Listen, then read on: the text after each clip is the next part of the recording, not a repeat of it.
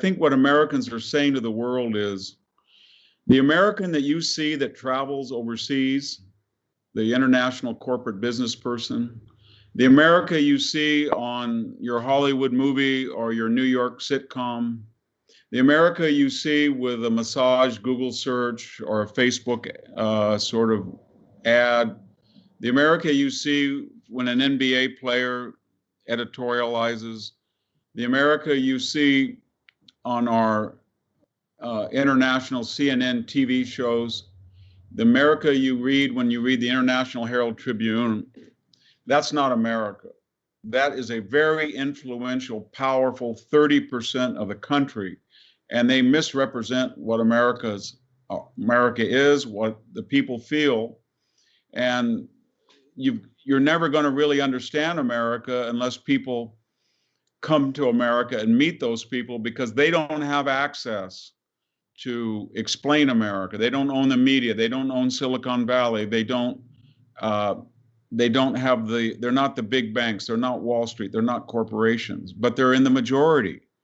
And they're very good people, and they're very proud of their heritage, and they're not racist. The families are interracial. They're intermarrying at a record rate, but they do believe that if you come to America from Mexico or Asia, you came for a reason, that you wanted something better than the alternative, which was your homeland. And they're perfectly willing and able and eager to assimilate you, to intermarry with you, and to integrate with you. But they do not want you to form a identity politics, Balkan, Rwanda, Iraq model of tribalism. And they don't want you coming here and attacking the traditions, the protocols, the icons, the statuaries, the names of a tradition and a country that has no apologies for its past. That's not to mean it's not cognizant of our shortcomings, but no apologies. And so that's the message. And I didn't want to depress your listeners at the beginning, because as I was telling my wife, I was astonished how close the election was, because I kept saying, these people are going to really cheat. And they've got pollsters that are not disinterested. And the media has gone crazy. And social media has gone crazy. And the internet moguls are openly telling Congress we can do what we want. We don't have to be fair.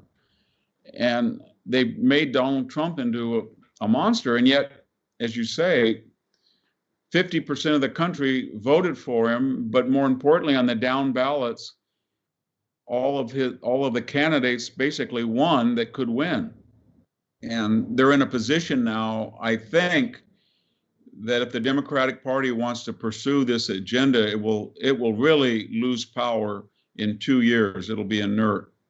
And right now, if Joe Biden is president, he will get no legislation through because the Senate will not approve any of it. He will get no justices through because the Senate will not approve it.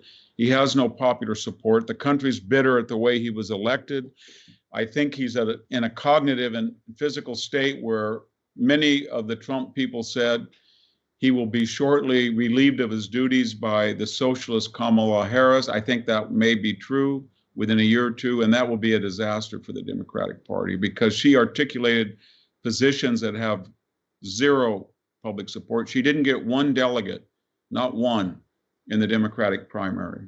If I could articulate the American mindset, and by extension suggest maybe in some parts of it reflect the Australian or the British mindset, it's something like this.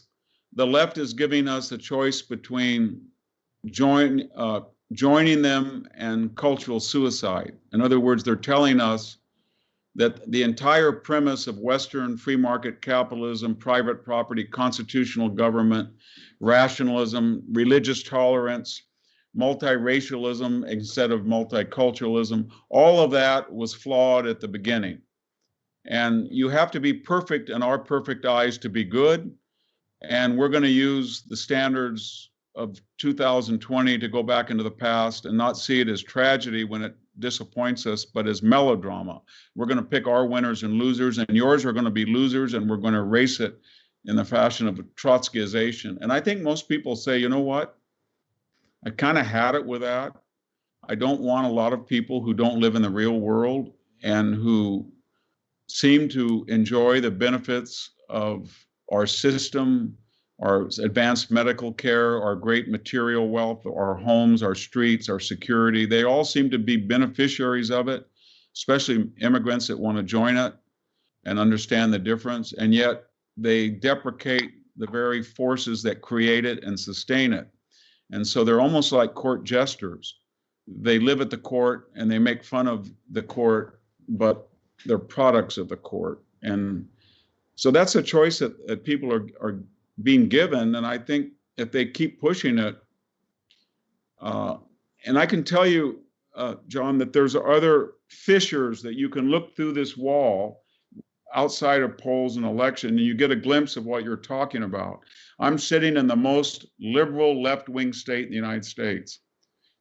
If you want to go buy a firearm today, you're going to have to wait 9 months. Not because the state is making it difficult to buy, is because very liberal people supposedly have rushed to the gun stores in fright at what they see with the defunding, and they've ordered. If you want to go buy 9mm, 32 caliber, 30, you cannot buy it.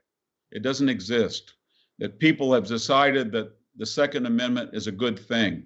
If you look at the NBA's ratings, it's at a record low. Nobody's watching. Nobody even knew there was a World Series. They've tuned out of it. If you look at Hollywood movies, they have to rely on Chinese markets, as does the NBA. There's no, people have just said, you know, I'm living in a monastery of the mind. I'm going to be armed. I'm going to speak my mind, but I'm not going to participate in this socialist dominated culture. I'm not going to watch the NBA. I'm not going to a movie. I'm not going to watch network news. And so all of these institutions that had a monopoly of the cultural, political, economic, and social landscape of the United States are very worried because they got their wish, but they're sort of like the Midas touch. They thought that it would be wonderful to turn everything to gold, and it turned out to be dross. In other words, you can't eat gold.